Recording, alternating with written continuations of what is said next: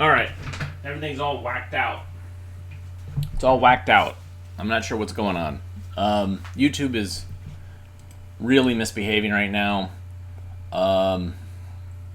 which is why I sent most of you to the Black Hole Monoplex, which is a site where they do the last Sunday of every month. They show some full length feature film, and they have graciously hosted our lunchtime streaming shows, and it's a good backup if what happens just happened, which is YouTube and Restream, which is what I use to propagate streams. If it dies, then there you go.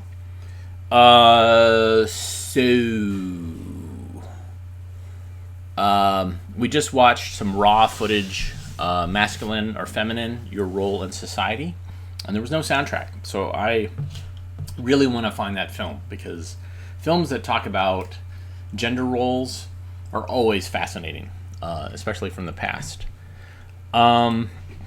This next film has got some water damage, but it's fascinating nonetheless. This is made for police officers in the 40s, 50s. I'm not sure.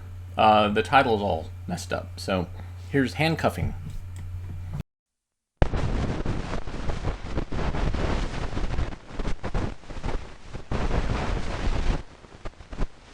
Observers will give particular attention to the crotch area, which is a popular place of repeat indicated here.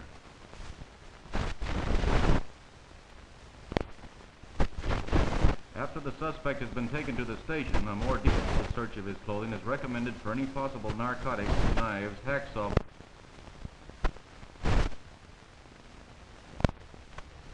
After completing the search of the first man, the officer orders him to the right of the second, so that at no time is either man out of the officer's line of vision.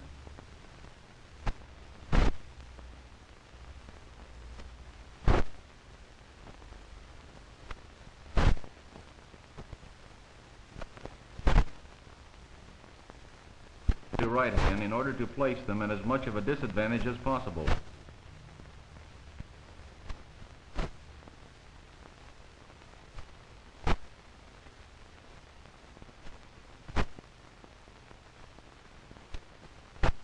Before leaving the scene, it is suggested that an association of each weapon with its respective owner may be made by placing it in his hat.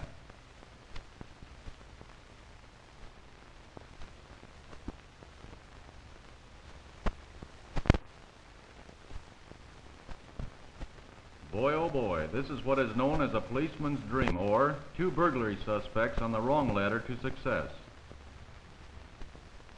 In order to eliminate confusion upon their approach to the scene of the crime, only one officer should give the commands using a tone of authority and a clear and concise.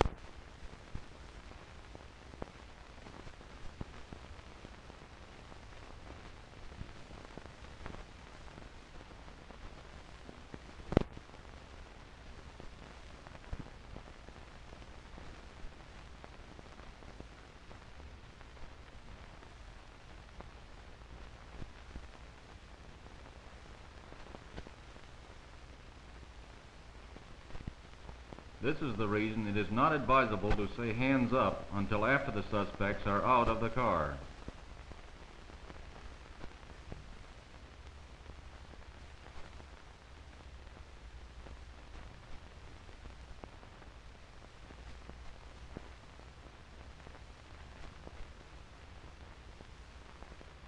Observe the officer does not search the car at random, but follows an established pattern by completely covering the front portion of the car before proceeding to the rear.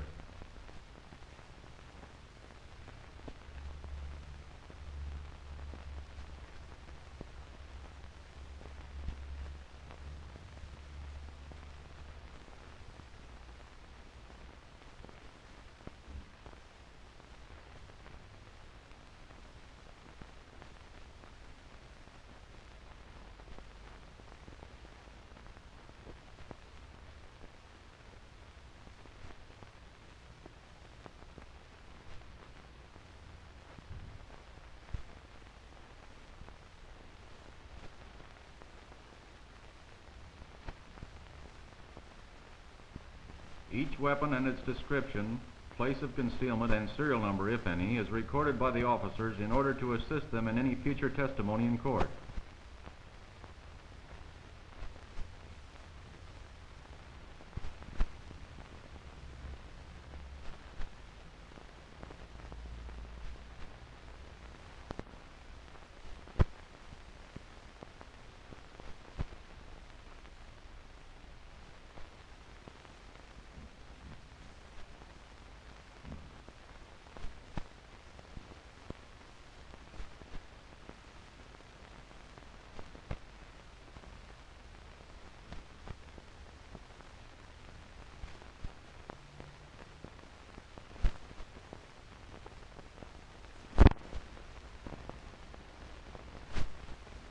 In this first scene of a series of various shakedown procedures, the officer approaches on the suspect's right side in order to more easily control any overt act on the part of the suspect.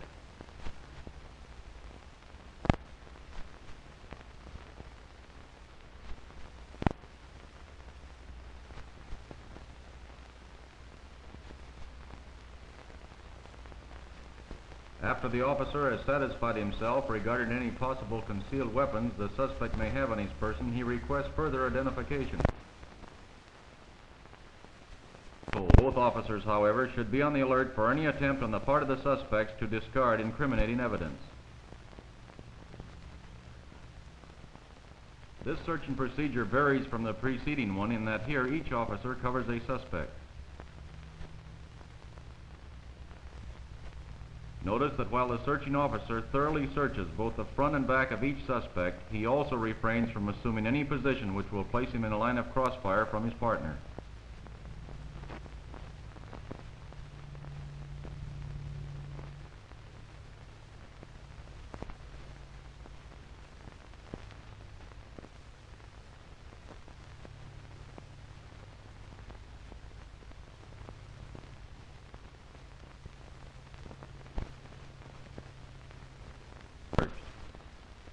This method of searching procedure is suggested where a wall is not available. The officer controls the suspect by placing his foot on top of the suspect's crossfeet before handcuffing him.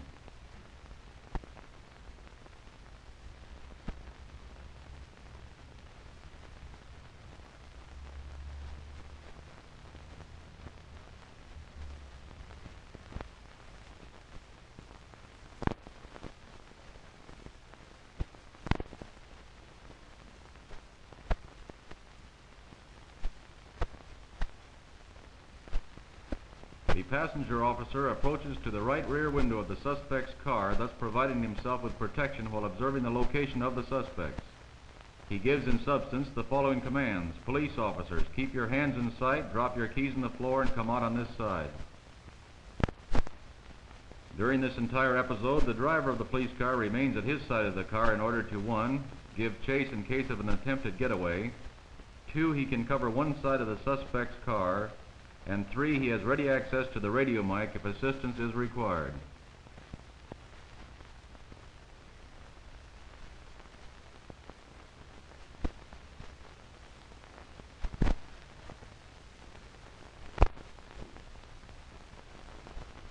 Before searching the suspects, the officer rolls up the window in order to block any attempt to obtain a possible weapon from inside the car. In the absence of a wall, the officers order the suspects to lean against the top of the car before commencing their search.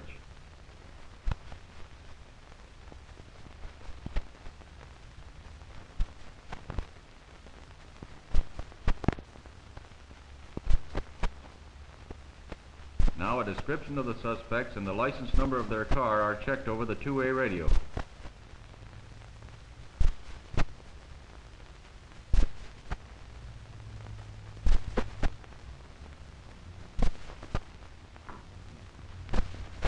The officer is informed that X is advocated to where traffic conditions permit. In order to avoid any misunderstanding, the pullover command should be given in a tone and manner which can be clear. Believe it or not, but one of the major problems confronting the new policeman is how to handle female felony suspects.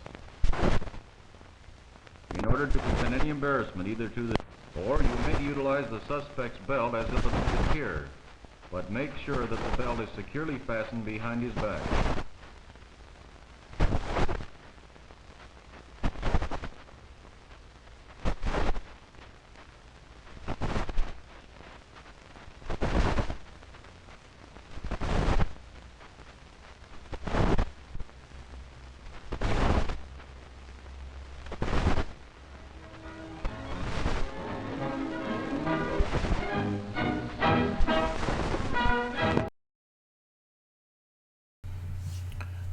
Am I in YouTube jail? I don't know. YouTube's just not working today. It's just not coming up. So we are on, let's see, Twitter. Although you really can't comment on Twitter. We're on the Black Hole Monoplex. Thanks, guys. We're on Facebook and we're on Twitch. So those are different places that you can find us and find this streaming. The fact that we're not on YouTube means that maybe I can show this film without having to cut off the soundtrack. We'll see. We'll see what happens. This is Crack in the Wall, and it's on the film scanner that I have behind me. I'll bring this down. There we go. Enjoy.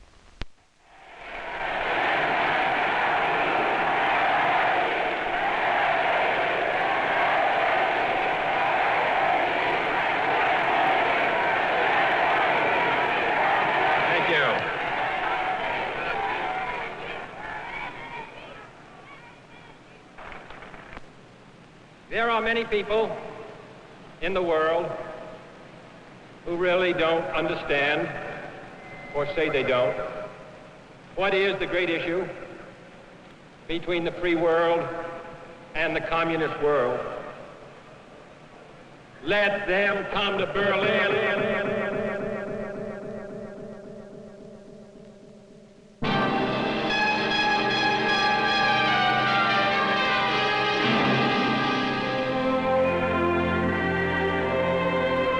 1945. The war in Europe is won. And in July, President Truman and Prime Minister Winston Churchill come to Potsdam to meet with Premier Stalin on the fate of post-war Germany. The conquered country is partitioned into Allied and Communist zones, with Berlin placed under four-power rule. But the Western Allies, with Clement Attlee replacing Winston Churchill, failed to secure unlimited access to and from the divided city, 110 miles inside Soviet-occupied East Germany.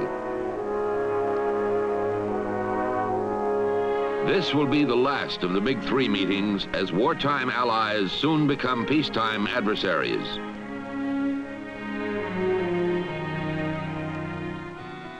In 1945, Berlin is a skeleton city. 85% of its buildings are damaged or totally destroyed. Tens of thousands of people have fled or been killed, and those who remain must live in rubble and struggle against starvation.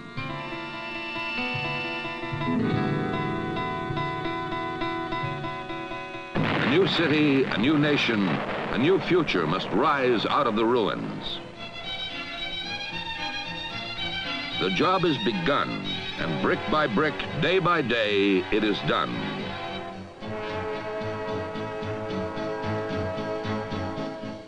The people of West Berlin exhibit an independence and tenacity that will be severely tested many times in many crises. Soon the city is caught up in a surging post-war prosperity that contrasts sharply with the sluggish pace of reconstruction in East Berlin. April 1st, 1948. The communists react, blockading all land traffic into and out of West Berlin. The Soviet leaders are determined to starve the Allies out of the city. The United States, England, and France respond with a massive airlift of food and supplies. Planes land at 3-minute intervals around the clock, and more than 2 million tons of cargo are flown into West Berlin in Operation Vittles.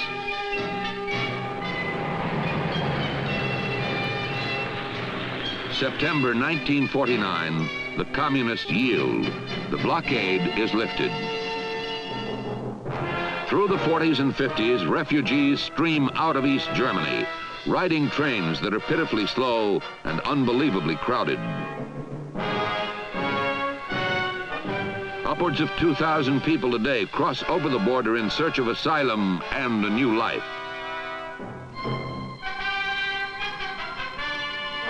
By 1960, the post-war total of refugees reaches 3 million persons.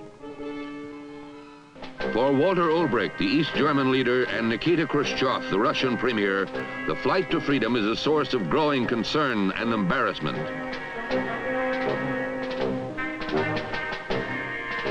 West Berlin is a dangerous cancer, says Khrushchev, a bone in my throat. 2 a.m., August 13th, 1961. East German border guards stream out of the night and work is begun on the wall.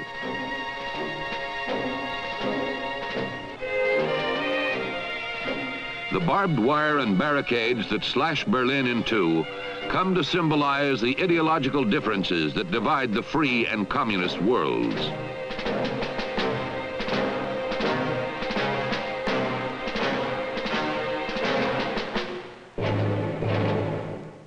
The action is in direct violation of post-war agreements guaranteeing free passage between the two sectors of the city.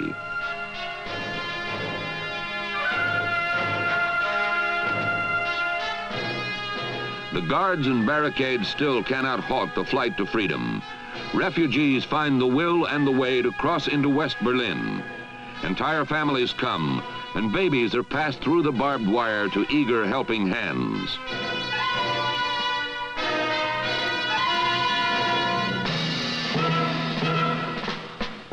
More than 5,000 East Germans risk their lives and leave all their possessions behind as they flee through the wall.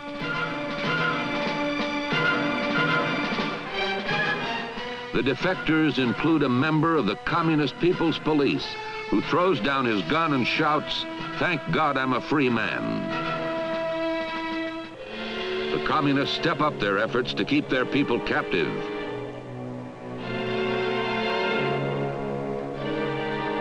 More than $5 million is spent to seal off the 25-mile border between East and West Berlin.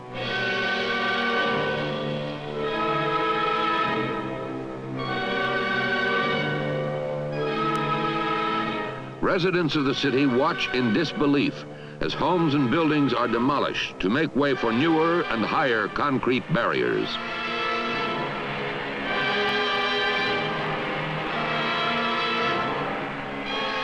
As days, months, and years go by, the wall becomes a grim specter that casts its dark shadow over both sides of the divided city.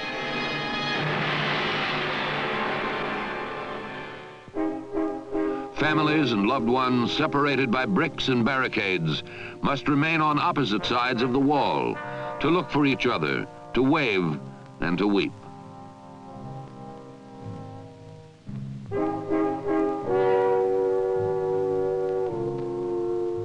At night, blinking lights spell out words that cannot be spoken nor heard. Refugees continue to flee the Soviet zone, but not all who seek freedom find it. A young boy is shot in the back climbing the wall and lies dying without medical help for an hour before he is carried away by East German police.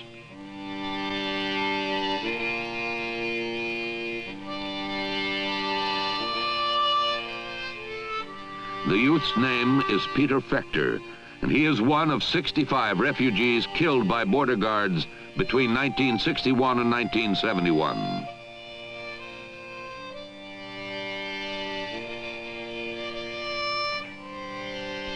All are remembered in West Berlin. Monuments and markers are erected where each of the martyrs died in search of freedom. And the people make certain that the memorials to the dead are never without flowers.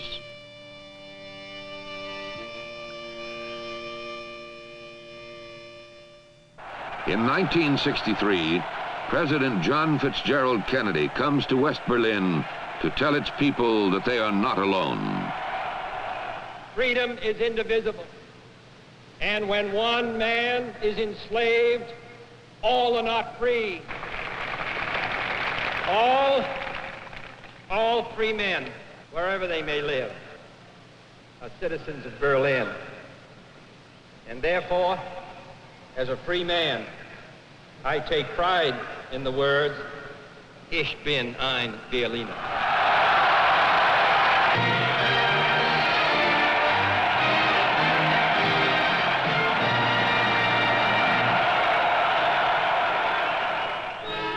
West Berlin survives and industrially continues to prosper. Its plants produce at peak capacity, and its goods are exported all around the world. But there continue to be confrontations over Allied use of the Autobahn to convoy troops and supplies across East Germany and into West Berlin. Communist border guards closed the roadway for varying periods of time. There are threats and harassment, warnings and attempted intimidation. But after minor delays and inconvenience, the Autobahn is opened and traffic is allowed to proceed into and out of the city.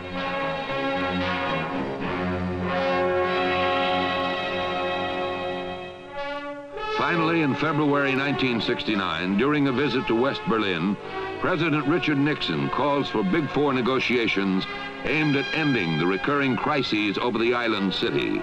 After 5 months, the Russians agree. Negotiations begin in 1970, in the same building where a Russian walkout in 1948 triggered the first post-war Berlin crisis. Attending are the ambassadors from America, Russia, England, and France. A key issue is the free flow of people between East and West Berlin. In the years between 1961 and 1971, the communists on special holidays have opened the wall to allow brief family visits. The reunions spell out in human terms the tragedy of the divided city.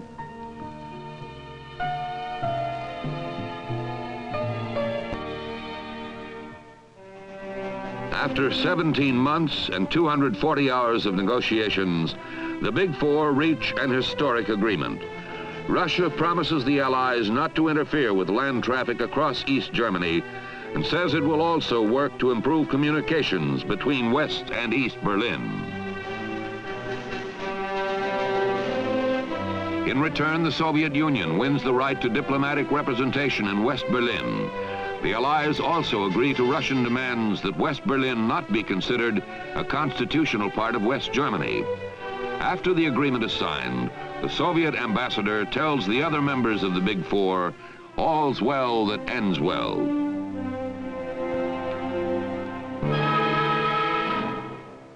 At last, a crack in the wall, and yet only a crack. The people of West Berlin still live in the shadow of the barbed wire and concrete barricades, waiting for their nightmare to end, their new life to begin.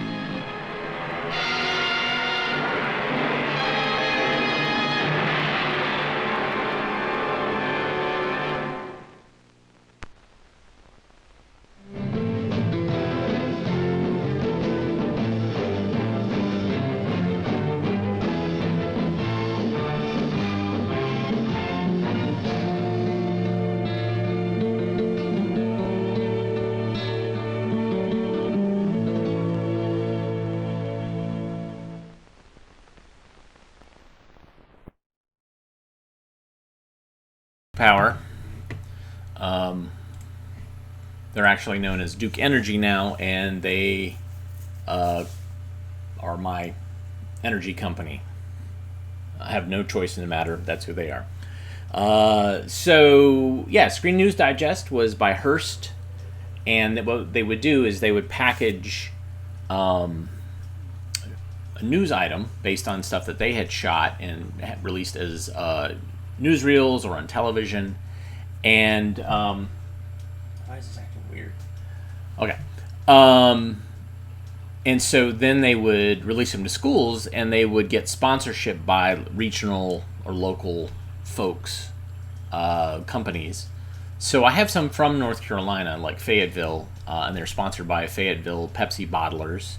We've shown some from Ciba-Geigy, some foundries, some power companies in the Appalachian Blue Ridge area.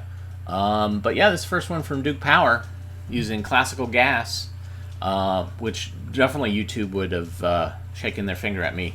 Facebook might still do it, but if you're on Twitch, I'm not sure what's the deal with that. And certainly this monoplex black hole place that many of you are at, there's nothing that keeps us from showing that. So there you go. Let's watch. Let's learn about American square dancing. Yeah, I mean, we saw the dangers of dancing in Dance Little Children yesterday. Let's see if this can do it more safely.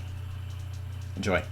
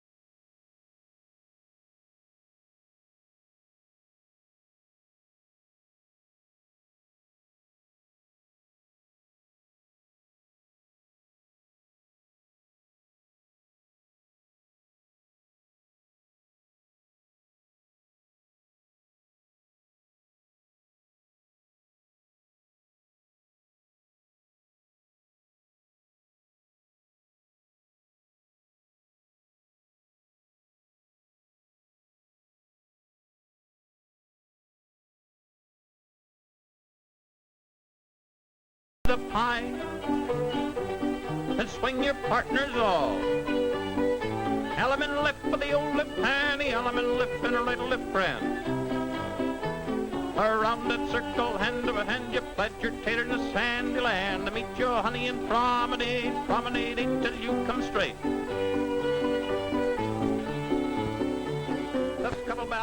Now let's watch a student group work out some of the patterns of the square dance with the traditional set of 4 couples. Each couple stands on one side of an imaginary 10-foot square. The couple facing the orchestra is known as the head or first couple. To their right is the second couple. The third couple stands opposite the first. And here is the home station of the fourth couple. A gentleman always has his partner on his right. The call is honor your partner. Now it's honor your corner. Then swing your partner. For the swing, partners face each other. Each takes a short step sideways with the left foot. The gentleman's right hand supports the lady in the small of her back.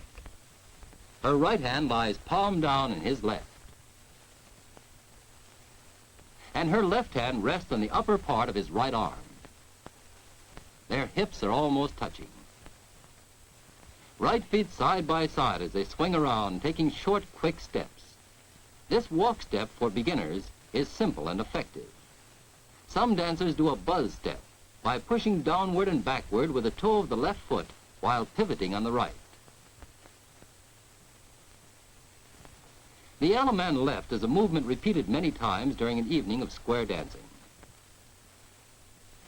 On the call, Alaman left, gentleman and corner lady face each other and join left hands like this. Then they walk once around each other, counterclockwise, to their original home positions. Here's the Alaman left again with the whole square. At the end of this movement, partners are facing each other. So now, since left hands are joined, it's natural to extend right hand to partner and join hands at the call grand right and left. Partners pass right shoulder to right shoulder as they start around the circle. The gentleman takes the left hand of the next lady in his left hand, and they pass to the left of each other. And so on until he meets his partner halfway around with his right hand in her right. She reverses direction, and like a pair of skaters, they join left hands underneath right. The promenade is simply a graceful walk or two-step to music. Back at home stations, partners face each other. Ladies curtsy, gentlemen bow. Now with music, let's put these fundamentals together in a simple square dance figure. Honor your partner. Honor your corner. Now swing your partners all. Element left. A grand right and left. You meet your partner halfway around and promenade her home.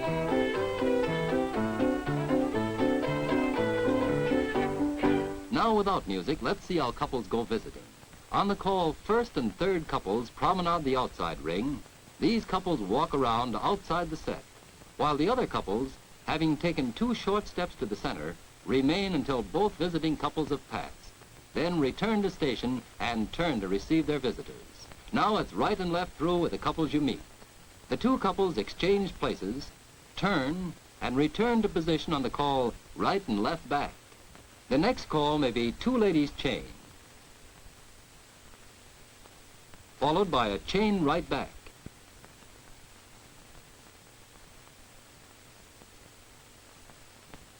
In the right and left through, each gentleman passes his lady through the opposite couple.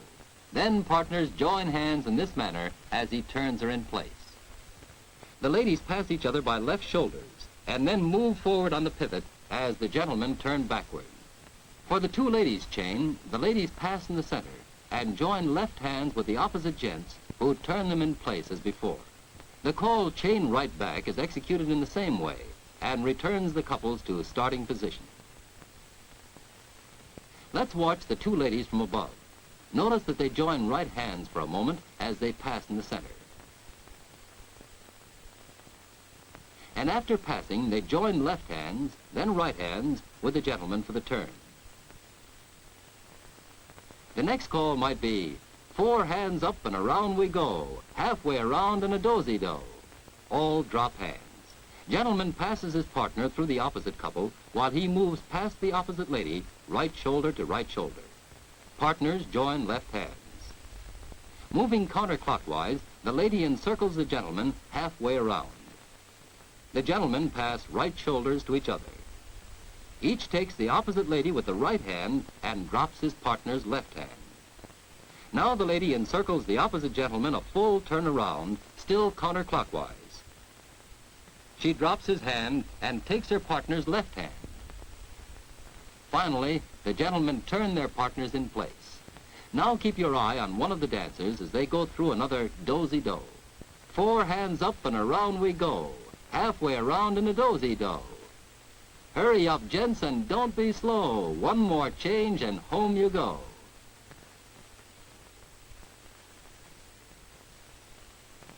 Now, slowly again. Each gentleman passes his partner through the opposite couple. Partners join left hands, and the lady moves halfway around her partner. Gentlemen pass right shoulder to right shoulder, each taking the opposite lady's right hand and dropping his partner's left hand. Now each lady turns completely around the opposite gentleman, drops his hand, and takes her partner's left hand. To complete the do-si-do, gentlemen turn their partners in place.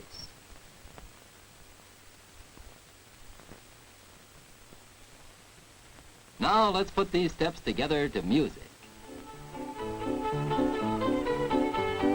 First and third couples balance and swing. And promenade the outside ring, the outside ring, the outside ring.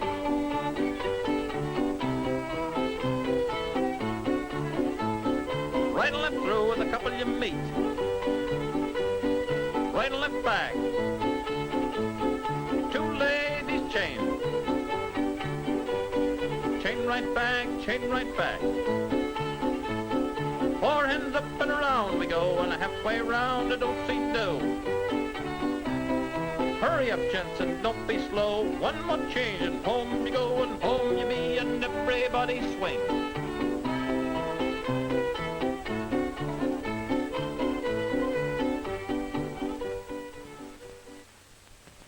Now let's put some of these square dance fundamentals together with the pattern of a traditional square dance, such as Take a Little Peek. Ollie balance, ollie swing. Element left on the left hand, the element left to right, left friend. The barber shave a pig. How many hairs to make a wig? 4 and 20, that's enough. We'll give the barber a pinch of snuff and promenade, you promenade. The first little couple bounce and swing, the first couple swing, and you lead right off to the right of the ring. Around that couple and take a little peek, back to the center, you swing, you swing. Around that couple, peek once more, back to the center, and you swing all four.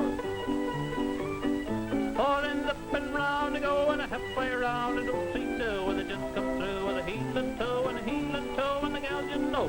One more do, and on you go, and around that couple, take a little peek, back to the center, and you swing, you swing.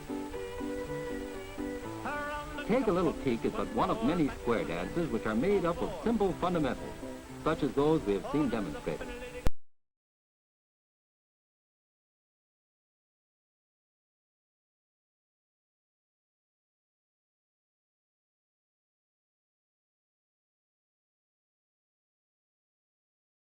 I'm setting up something here. Hold on just a sec.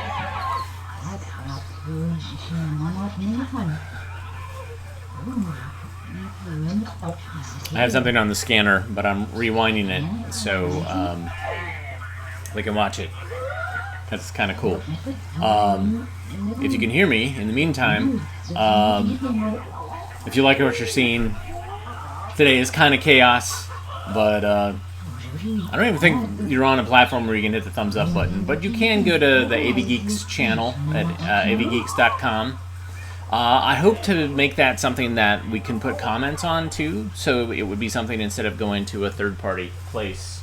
Here, let me stop this real quick.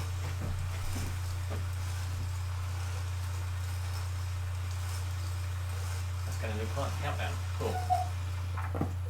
All right. Anyways, yeah, so I'm slowly working on a way to have something similar to the Monoplex Black Hole, but it would just be AV Geeks, and so everybody could go there. If YouTube doesn't behave, we'll probably continue doing YouTube unless they've decided that they're not my friends anymore. Anyways, so behind me I have a film scanner, and we have something set up. It's Claymation. It's about Will Vinton. Early on, this is before the California Raisins and the M&Ms. This is back when he was just making these kind of fun films. So there's a documentary coming out about Will Vinton at some point, I know, because I'd been talked to. We did some scanning work for them, and the story is kind of sad. Will Vinton had Claymation, and then it was turned into Leica, and then he was kind of pushed out. So anyways, here is Claymation. Enjoy.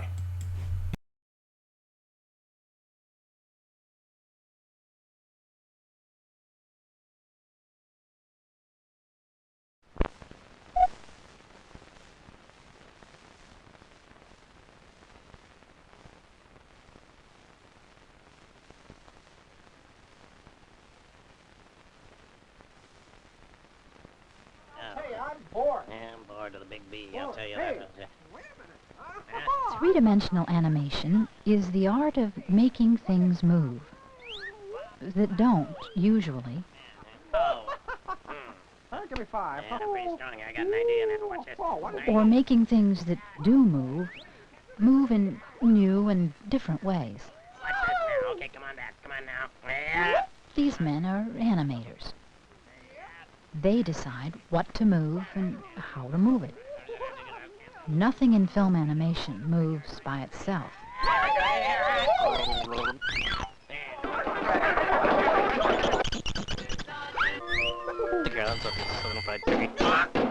The animator is always in control of the medium. Well, almost always. And now there's something new in three-dimensional animation. Clay.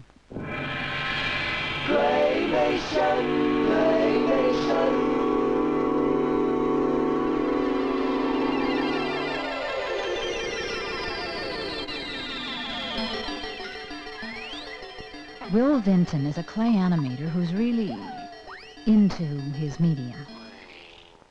Well, for several years while making live action and a few cell animated films, I was working on a technique of clay animation.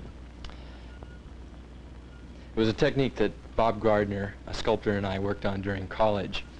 And so eventually we made a film called Closed Mondays to sort of show off the animation techniques and to show off what clay could do as an animation medium. How's that?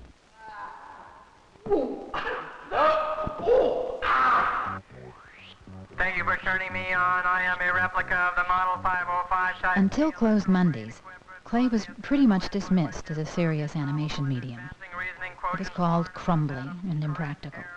Mutations, metamorphological mutations, tip reversal, comparative mutations. Its co-creators won an Academy Award for the film. Clay animation came of age.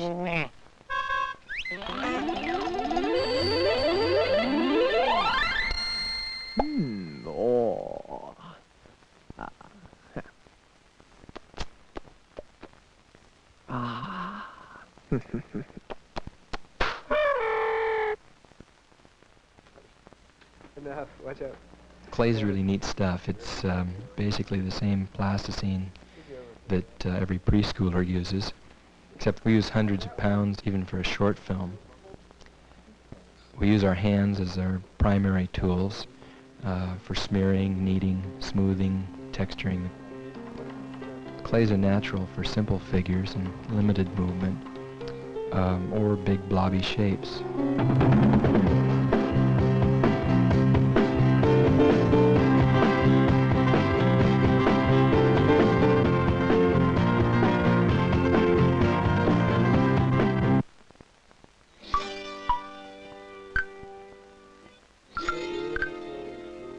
Most of our productions require more refined use of the clay for greater detail and realism, and for these things we use sculpting tools common to most kinds of clay modeling.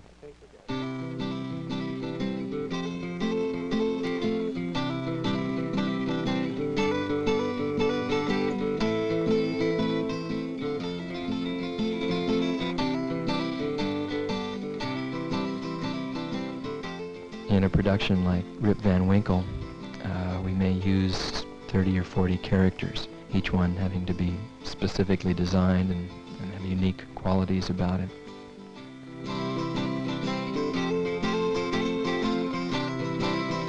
The characters range from 7 or 8 inches tall to 10 or 12 inches tall, and occasionally we use different scales, very small scaled characters for distant shots, and even as large as life size for extreme close-ups.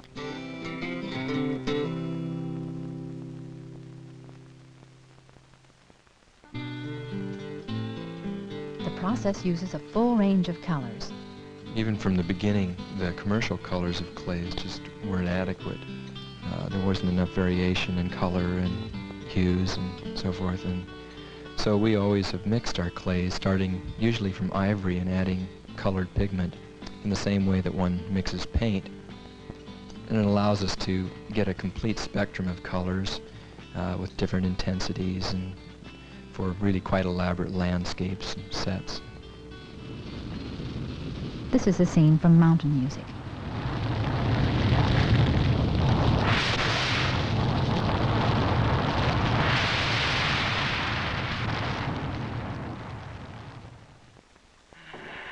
I wonder what makes it work. Behind the scenes, many elements are involved in making it work. Oh, Sunset, what directing! Yes, I am a genius. I'm a genius. How would that sound, Red? How would We have that all go? the usual filmmaking problems: lighting, sound, music scoring, direction of actors, editing. And then we have a few of our own that are unique to clay animation. Are you hungry, Al?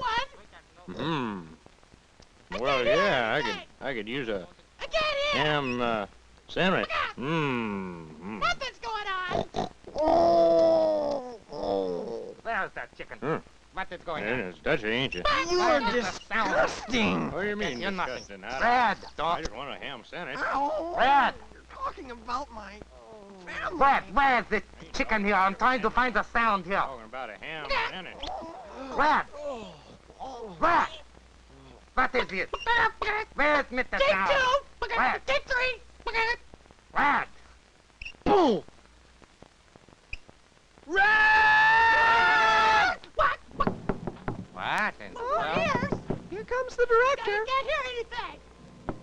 Quiet on the set. Hey, have you guys finished that shot yet? yes, I think we have something, VW. Okay, well, let's get on with the close-up now, huh? Okay, we'll set up for that. Actually, there really are a lot of similarities between our process and live-action film production. Both are shot in real space with the characters moving around in front of the camera within sets. If a scene calls for mood and drama, as many of the scenes in Martin the Cobbler did, then we can light the sets just about the same way that a live-action production crew would light a set.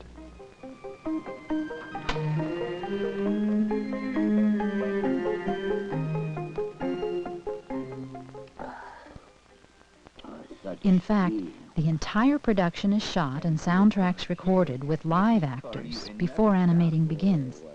The footage and sound are edited into a reference film, which is used as a guide to animation, as in this scene from Martin the Cobbler. So you keep looking out the window because you thought that I admit you were.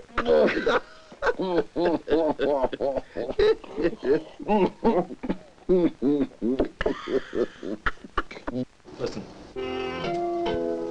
Complete original music scores are composed and recorded before animating begins. What I was thinking is if we could, on those cues, we can turn on the lights in the room. So that action can be executed in perfect synchronization with the music. And then we need to get into the camera movement. The camera pulls away from the window back to reveal, Martin and his cobbler bench. Maybe have some bop, bop, bop, bop, bop, bop, bop, and have it right match with the hammer or something. He's actually the percussion. Right.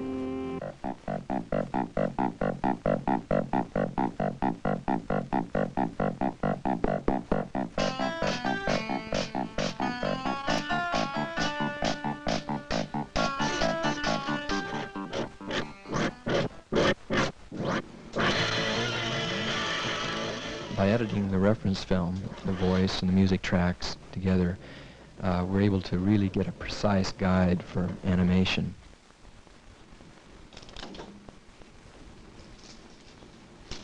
And sometimes we're able to edit the finished animation, as in the fast cut sequence before the eruption scene in Mountain Music.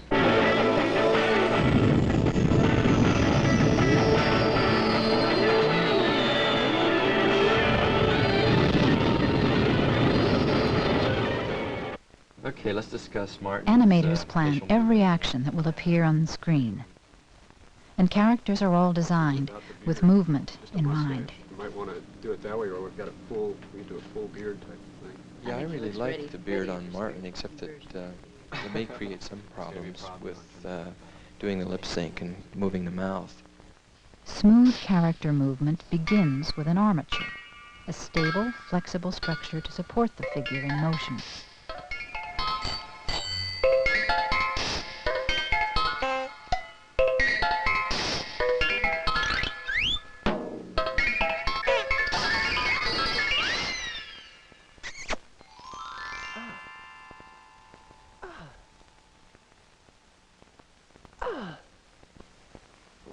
What?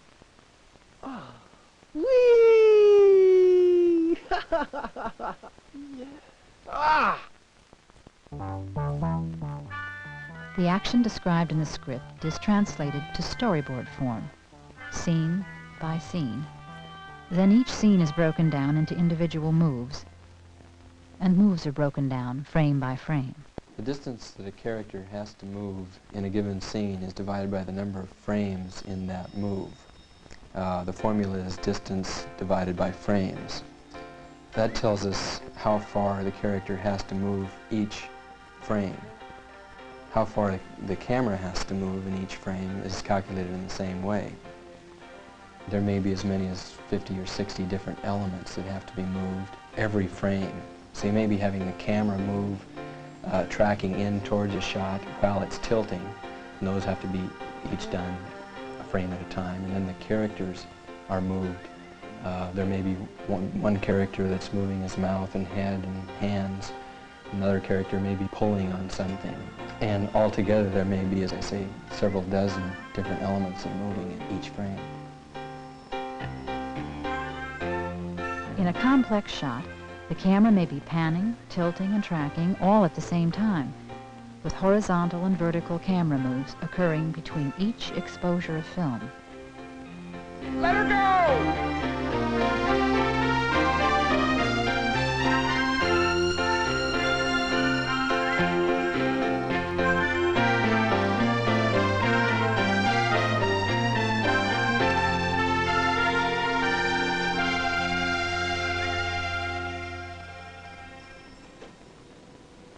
Okay, let's get ready for the next one. It's 4:30. Okay. Granny is going to be moving forward a little bit more. Right foot coming forward. Oh, it's going to be good framing. So in the glamorous, fast-paced world of filmmaking, the animator stands alone, or sits alone, or with a friend, and turns his world slowly, one frame at a time. Okay, 4:50. Okay, pause the foot. Just keep moving the body. Okay, just hold the foot out where it is. So Yeah, your skirt can start coming down here. okay. How about the pivot? Do you want to continue that or pause? Just move it forward. Pause the pivot. The hand pauses. Okay.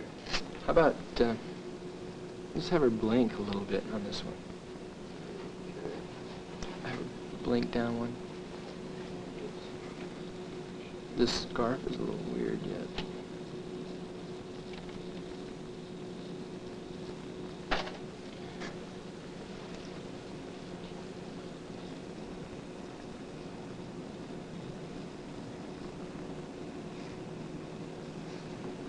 Okay. Okay. 4 here.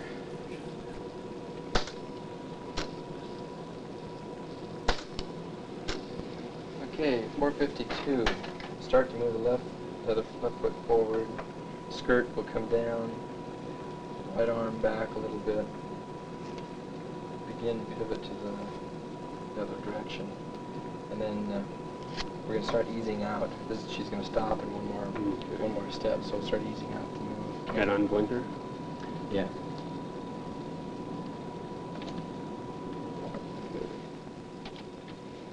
The set is quiet, Okay, so this one electric with concentration. The animator is always alert to the possibility of error.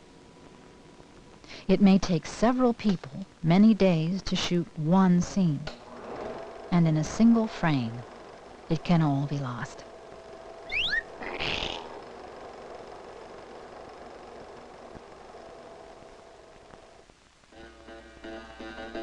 A successful scene is the result of dozens of elements working well together. Vladimir, wait! Where's So my the mouse hat? is searching around. And there may be hundreds of scenes in one production. Oh, there it is. Thank you, my... All working toward the closing moments of the final scene. Vladimir! Vladimir! Wait, I'm coming with you! Well, Martin! What took you so long? I'm going with you to the festival. Together we can show these young people some of the old dances. We're two pups, eh, Vladimir? Two pups in our prime!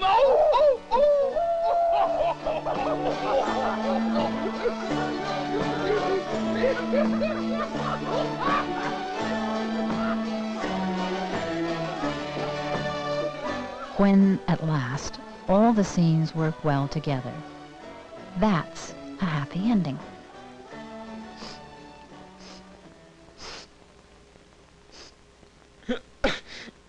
Happy endings always make me cry. Don't cry, Will.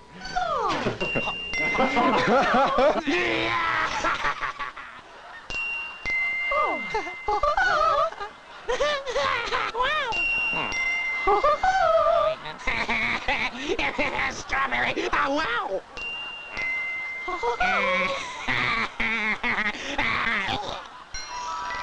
All together.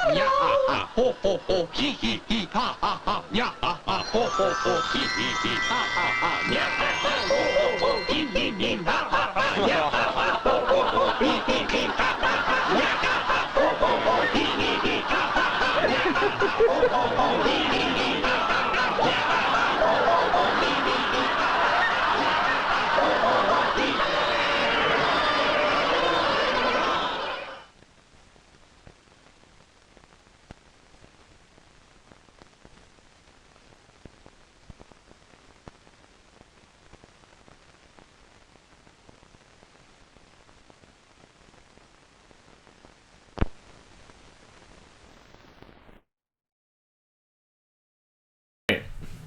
I kind of think that was awesome. That was really great. I've seen it before, but I forgot. And also, in hindsight, knowing kind of what happened with Will Vinton and his work, it's fascinating. And then also seeing like Phil Tippett's Mad God, which is also stop motion animation in a singular vision. And seeing how it works in the world nowadays. I guess, was it Henry Selick? Just did a stop motion animation film with Jordan Peele. It's on Netflix. So it's still happening, even in a CGI world.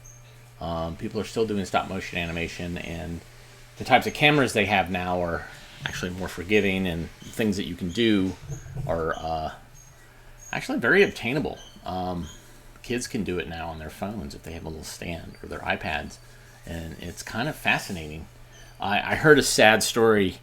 A friend of mine had, I guess there was a young kid that wanted to do stop motion animation, and so he said, well, what you need is a camera.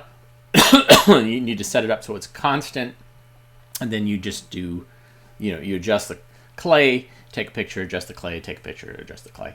And I've certainly have transferred home movies where kids have done this, and it's pretty fun. It's really, really awesome.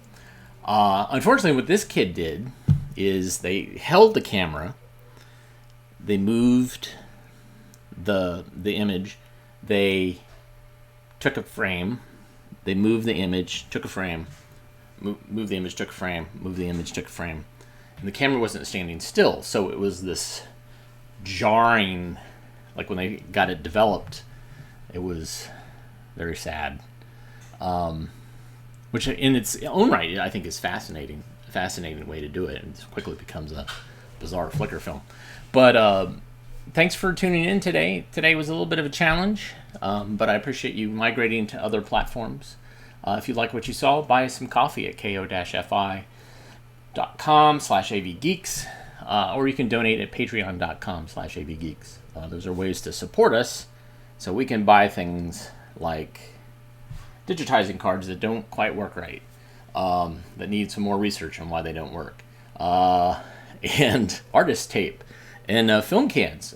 We have an intern right now who's working on recanning a bunch of rusted shut film cans, and we're trying to get the vinegar bombs out, the ones that are so vinegared and so